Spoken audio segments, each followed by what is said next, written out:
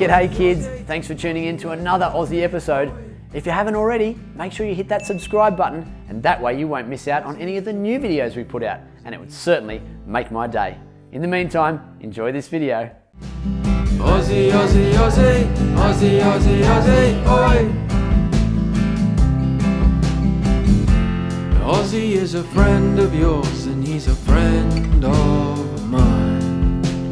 G'day Ozzie. G'day Ozzie. G'day Ozzie. G'day Ozzie. G'day Ozzie.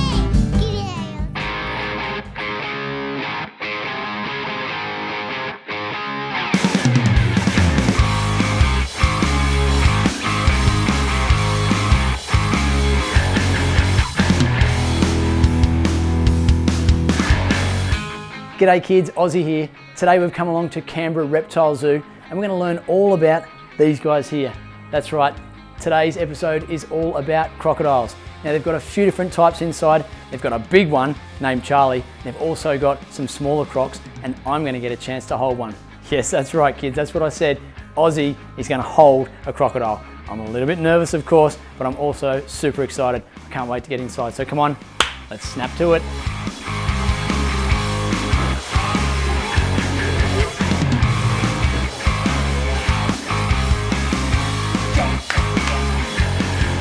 All right kids, so I've come inside and look what I've found straight away. This is Charlie, and Charlie is the big croc that lives here. But guess who else I've found? I've found Peter. Peter, thanks for having us. That's all right, you're welcome. How you going? I'm very good. Now Peter runs the place here at Canberra Reptile Zoo. Well, actually, I have to correct you on that. The animals actually run the place here. I just run around making sure they don't run us, that's all. Very good, very good. So Peter is the man to talk to when it comes to crocs. So I did mention his name, Charlie. Charlie. Why Charlie? Well, actually, we inherited Charlie and he came with his name and everything else. So Charlie is, when he came to us, he was an 8-year-old saltwater crocodile that was an ex-educational crocodile and looking for a permanent home. Okay. Yeah. Cool. So he was 8 when you got him. How old is he now? Yes, he was. Oh, he'd be 18 now. So, and he's grown considerably more than when we got him. When we got him, I remember a photograph of me holding him in my hands. I can't do that now. He's well over 100 kilos now, so a lot heavier than me, and definitely not something I'd go picking up. Yeah, I don't imagine that you want to get too close to Charlie. No, definitely not. Charlie is, you said before, is a saltwater crocodile. Yeah. I would say probably one of the most dangerous reptiles we have in Australia. Okay. Not because they cause the most amount of injuries or death or anything, but because I believe they're one of the very few animals, or probably the only animal we have that would actively try to eat a person. Wow. So most reptiles, snakes, people can be afraid of them, and snakes usually fight and bite defensively. Crocodiles know what you are and they don't care. Okay. You know, your food. They just like meat. Yeah, very much so. The person is meat. Yes, we are, and they're not afraid of us. Absolutely. No, they're not afraid I don't imagine they would be. I mean, look at that, that scary snout and those sharp teeth and those sharp claws. Now, just speaking of those claws, Peter, I noticed that Charlie is missing a claw. He is. Yes, what happened there? Well, look, that was just something that was the way Charlie was born. It was just the way it didn't grow out. So he hasn't actually physically lost it. It just hasn't grown. Okay. So like in humans, things like that can happen with them sometimes. Unlike his teeth. So with his teeth, that's completely different. A crocodile can go through over 1,000 teeth in their lifetime. Wow. So they keep growing new teeth regardless of their age. It's not like us where we lose our baby teeth and that's the end of it. With these guys, those teeth come out, they just keep on going. So, which is lucky for them, because if they lose their teeth, then they're pretty harmless after that. Yeah, right. And I imagine they'd need those teeth to rip through those big chunks of meat that you feed them. Very much so. One of the interesting things about crocodiles people don't realise is they're not very good at chewing, actually. So when it comes to eating, they don't come up to their food and usually go chomp, chomp, chomp, chomp and chew through their food. Right. They normally grab their food. If it's small enough, their jaw is so powerful, they'll crush it. So for him, it might be a chicken. He'll just crush it down small enough to swallow it whole. If it's big, then what he'll actually do is he'll grab that thing and he'll actually take a chunk by using his body weight. So he'll grab it and he'll actually shake or roll. Right. So, and that's why they need those teeth, because while they're grabbing food and they're frantically shaking away, they're often losing teeth. Wow. And they have to grow back, otherwise these guys end up, again, not being able to eat, basically. Right. Absolutely fascinating. Yeah. You mentioned chicken. Yes, they obviously love a bit of chicken. They do love their chicken. What else? Well, they're carnivorous, and they basically target things that are easy for them to eat. So as they go through their life cycle, their diet changes. So when they're young, they tend to eat fish and frogs and small lizards, and as they get bigger, they move on to larger food items, including each other. Right. And they will also move on to eating smaller or bigger fish, and then a large saltwater crocodile could crush a turtle. Wow. A smaller one couldn't. Okay. Eventually, when they're fully grown, or when they get to about the size of Charlie here, pretty much everything's fair game. Okay. Wallabies, kangaroos.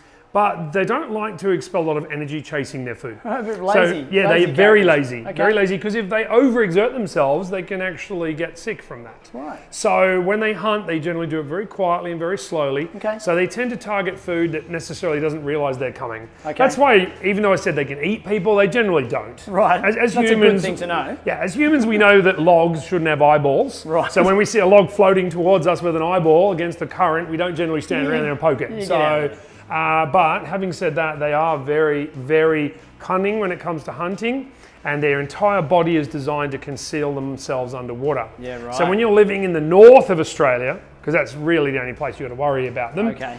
You do have to be what they call croc wise, and that's where you've got to be aware of where they live and you stay away from those areas. And normally there are big warning signs. Okay.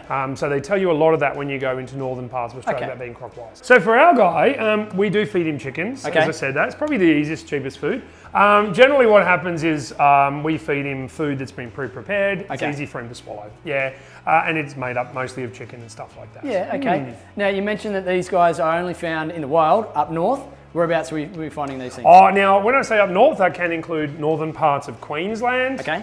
So you can come all the way down Queensland. I couldn't be specific about exactly where, Yep. but it's mostly up around Darwin and the Northern Okay. Territory. Very common in those areas. Cool. So if we're In going the wild. if we're going for a walk around Sydney or in Melbourne, we're not likely Nope. to run into one of these. No, guys. you're definitely not. That's No, good. no, you're not. Unless someone lost one as a pet. Right. Okay, because I will say each state is very, very different in the way they treat these animals. Okay. And in some states, like Victoria, some people can even own these animals as pets. Wow. In the Northern Territory, actually owning a croc as a pet is really common. Is it? Yeah, they actually crocodile farms Right. will actually encourage people to take them home. Wow. And they're only allowed to keep them until they get to a certain size Okay. before they get dangerous, and then Right. they return them to the crocodile farm. Okay. So, So once they get, no one could own a crocodile as big as Charlie as a pet. no, you can, but that would take a very special person to be able to do that. So they do have regulations preventing people from keeping them a certain size. I will say they don't make a very friendly pet. I mean, Charlie's been raised by us and we love and look after him every day. But when we go to feed him, quite often he targets us more so than the food we're offering That him. animal instinct kicks in. Oh, very right? much so. Yeah. We have a lot of beautiful reptiles here, and they're very easy to handle and very trustworthy. Some of our bigger goannas and even venomous snakes are very calm. Right. But he's always thinking and he's always looking for an angle, and Yeah. I'll be honest with you, I don't trust him. Okay. No. So when you go to feed him, you're on a special little platform that keeps you safe, keeps Very you much away from him. Yep. And I guess you're the only person that's allowed in there. I am. Someone like myself or any kids, they can't go in there, obviously. No, not unless the kids really annoy us. No children in there. Sorry, not allowed to do that. No, we do, right now we do. Charlie's new home will include a bigger feeding area. It'll be a bit safer for the Okay. keepers. Right now, because I'm in charge of the place, I suppose I'm responsible and, Right. and I've helped to raise him. So I've got a better idea of how he handles. Yeah. But you're right, I will be on a platform and I will be making him exercise quite a bit when he goes for his food. At the moment, we only feed him once a week. Okay. So during the winter months, we'll only feed him once a fortnight. Right. Because when the temperatures cool down around here, the cooler these cold-blooded animals get, the less encouraged they are to want to eat. Okay. And for us, that's not such a bad thing because reptiles are incredible. The more they eat, the faster they grow. Okay, Yeah, so as okay. humans, we eat more, we grow in this way, right? Whereas these guys, they grow this way. Yeah, okay. And so if you feed them a lot, they can actually grow really fast. Yeah, okay. And we're not ready for him to be that big just yet. Yep. But we are working on it. Yeah, good. Now, speaking of these guys growing, how big will Charlie grow? So Charlie's going to, can potentially reach sizes of up to 5 meters in length. Wow. So that would be like 3 or 4 people lying down end on end. Wow. More importantly, what makes him more dangerous isn't necessarily his length, it's his weight. Okay. There are pythons and other snakes that grow bigger than that in the world, but these guys get really heavy, and when they're fully grown, they can weigh as much as a car. And it's Wow. that weight that makes them dangerous. Okay. But the good news is, it's that weight that makes it very hard for a big crocodile to chase you on land. Yeah, it probably can't move too quick. No, I so you don't imagine. see too many of these things running cross country trying to eat people as they drive down the road. You know, Yeah. that's why they stick to water and they hunt where their body is buoyant and they can float around. Yeah, great. Yeah. So I know that you do have some other crocs here. Yes, some I do. smaller crocs. Yes, definitely. Now, Yeah. speaking of some of those smaller crocs, Yes. should we go and have a look at some of them? Absolutely, and check them out? yeah, definitely. Maybe even get the chance to hold one. Yeah, you sure can. I've got a couple here. We got one called Chopper. Chopper. So yeah, Chopper, and he's pretty easy going. But I will say we have a special technique for keeping you safe. That's a good thing because with a name like Chopper, I want to make sure I leave here with all my 10 fingers and toes. And he's earned that name too. So, All right, let's go check him out. yeah, we do that. No. All right, kids. Now, Peter has just gone and got this little baby crocodile here. Now, I believe this is called Chopper. This is Chopper. All right. And is this the one that I'm going to hold? Yep, you sure are. Now, should I be nervous? Well, he just seemed to be looking at you pretty hungry, actually. But no, I think you'll be okay because I'm pretty safe you don't fit inside his stomach. And as I was saying earlier, they're not very good at chewing their food, so you're probably a little bit too big to be on the menu. Okay. And if he was to grab you and start trying to take a bite, he would just look like he was line dancing or something like that. So not really effective at this age. Fantastic. Well, I'm ready when you are. Okay, so what we're going to do is to let you hold this crocodile safely. I'm just going to teach you something about them very quickly. They obviously do have a very powerful jaw, all right? And he can give you a pretty nasty bite. At this age, he can't eat you or you won't even lose a finger, but he can give you a nip, all right? Which is funny for us and everybody watching, but probably not for you. Not so funny for me, so Peter. basically, his jaw is very, very long and it comes all the way back to about here somewhere. Okay? So even though his mouth looks like it ends here, his jaw's here. So what I'm going to do right now is I'm actually going to hold his mouth closed like that. So it doesn't look like I'm holding his mouth, but I actually am. And because all of the strength in their jaw is designed to close that mouth and faster than you can blink your eye, there's not a lot of design put into reopening it again. Right. So when you hold it like that, it takes 2 fingers to hold a crocodile. So wow. Probably even do that with the bigger crocodile. It's just that while you're holding him, he would shake and you wouldn't be able to hold on to the crocodile. Fair enough. This one's a bit easier. So what I'm going to do right now, I'm going to turn him around and give you a chance to have a bit of a touch. So you can rest your hand underneath there if you like. It's beautiful, isn't he? Underneath, we describe it as feeling like a marshmallow. It's very, very soft. Very soft. Isn't it? And I can tell you the big one feels like that too. And all you do then is just put one hand up under his front legs here. There you go. And you're just holding him. There you are. Look at that. So this is also a crocodile which is very, very used to this type of work. Okay. All of our animals here are handled on a daily basis. We have quite a few of them, so we can rotate them. And they're very calm and relaxed because they know what's happening. Yeah. So if you were to do this with a wild crocodile, it would never sit that Well, still. I can tell you now, Peter, I will not try this with a wild crocodile. I can only do this because I trust you and I know that I'm very safe. But hey, kids, he is very calm. Surprisingly, I'm very calm, which is a good thing. Yes. And you can see that he's very relaxed. He's way softer than I expected. Yes, they do. They Peter, feel he's really a bit lovely. like a marshmallow under there, although They feel like a really expensive handbag. a really expensive handbag or a marshmallow, neither of which I enjoy much of. No, these guys are, this one's only quite young, and in fact the scariest thing that this crocodile would do doesn't involve his teeth, it involves his ability to make a sound. Okay. So when these younger crocodiles are afraid, they'll actually make a sound, which is a lot worse to hear in the Australian outback than it is here. It's quite cute, because that's actually how they call their mum. Right. So when a baby croc starts going, they're actually going, mum, mum, mum, when they're calling for help. Yep. It doesn't have to be his mum. It can be any female saltwater croc in the region. When they make that distress call, the females come to their aid. Okay. They kind of have to, because even though they're going to grow to be one of the biggest and most dangerous reptiles that we know here in Australia, I think on average they're saying about 1 out of every 70 crocodiles born will make it to adulthood. Wow. So a lot of crocodiles are eaten and before they ever reach those bigger sizes. Okay. Yeah, because they're quite helpless when they're young. Okay. Yeah. Now, what kind of prey would these guys have? What would eat? What would eat these guys? Yeah. Well, actually, they when they're small, because this guy's about 4 years old now. He's 4. He's 4. Wow. So their growth can be quite slow. Now, in a crocodile farm, he would grow much faster because you'd be feeding him a lot more to grow faster. This guy here, when he was young, he would have been preyed upon by large fish.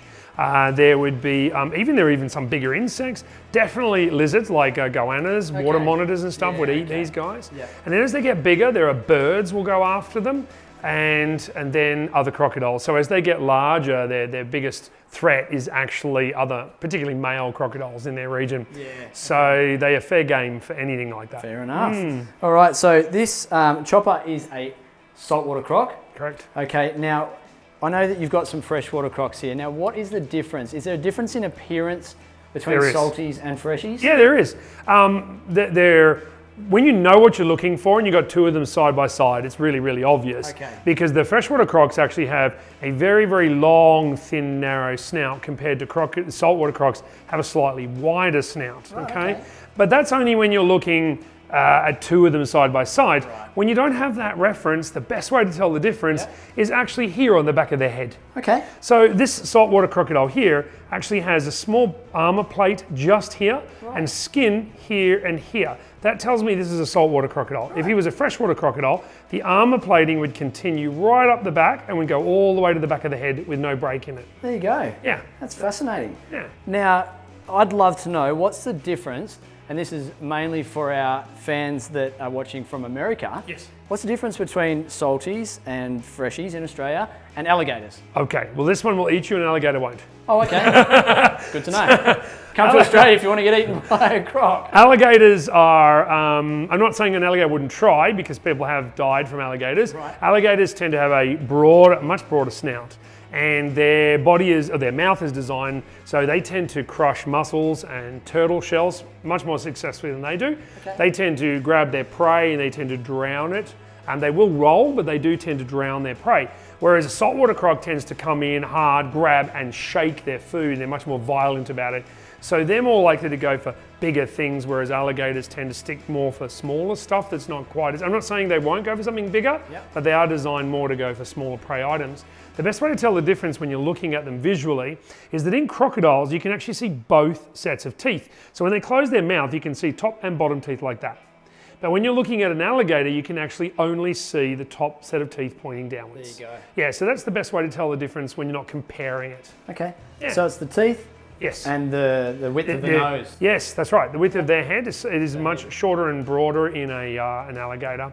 And alligators are, that's why you see a lot of alligators in zoos, and you see a lot of movies with people running across alligators' backs and stuff like that, because they are probably a bit more trustworthy and they're a lot calmer than a saltwater crocodile is. Yeah, I don't think I'll be trying to run across an alligator or a crocodile. No, I'm not game to do it. Very comfortable holding a 4-year-old crocodile, but I think that's probably where I start and finish with my handling of crocodiles. And he's pretty used to it too, so He's Chopper very is tame. pretty friendly. Chopper doesn't live up to his name. He's very... No, but that will change. So when they're young, they're very meek and mild, so they're very concerned about everything else eating them, so they're quite timid. But as he grows, his attitude changes. Okay. So he then becomes a teenager. Right. And when he's about 1.5 meters long, he'll become defiant. Right. So he'll start to think, well, hang on a minute, I'm an apex predator. I'm not afraid of anything anymore, and I'm going to start defending myself and looking at other things as food. Right. So they do tend to become more aggressive.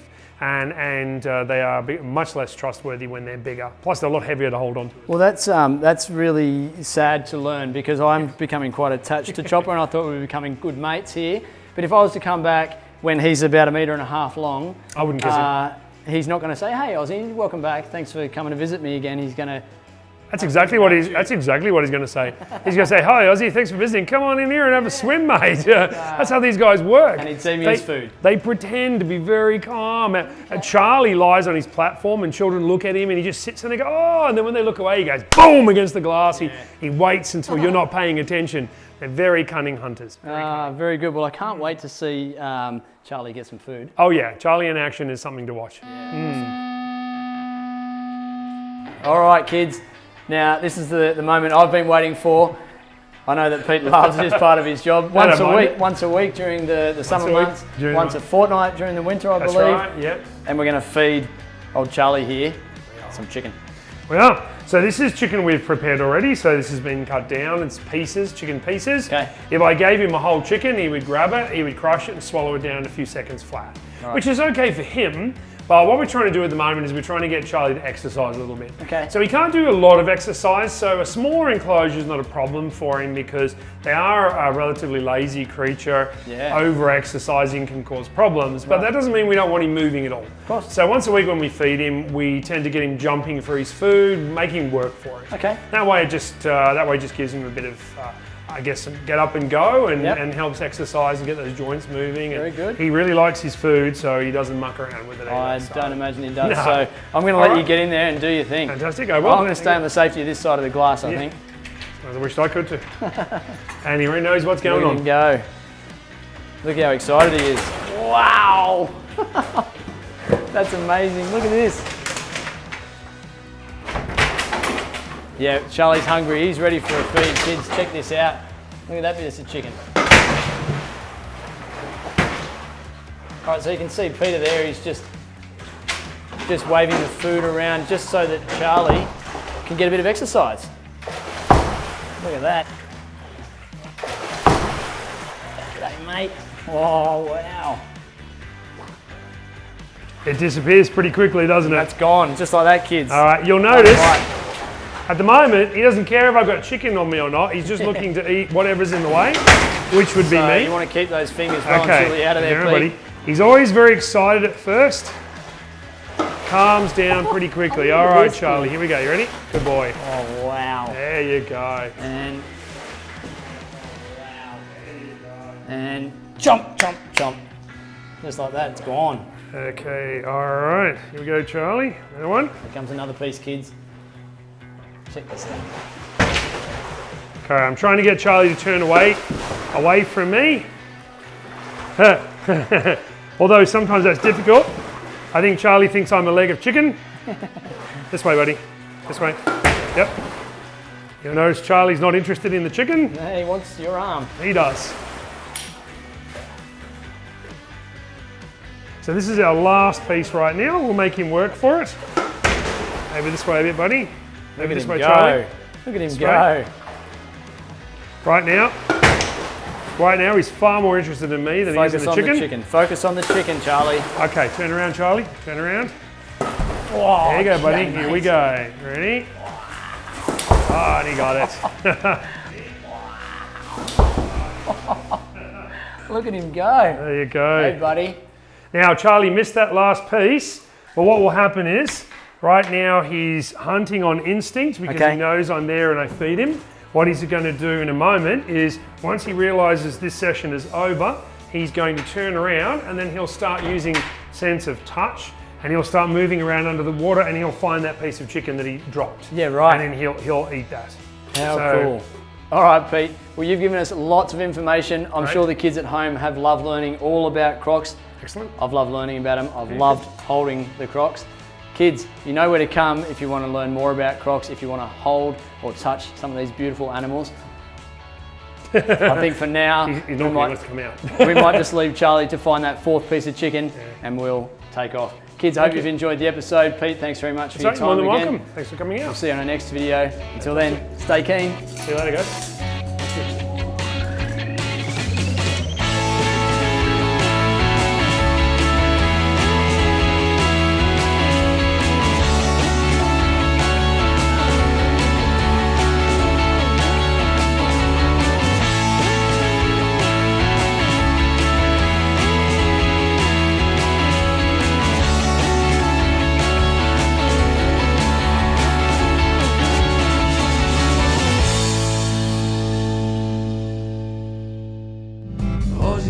If you haven't already, make sure you get a grown up to help you hit that subscribe button. That way you won't miss out on any of the new and exciting videos that we put out.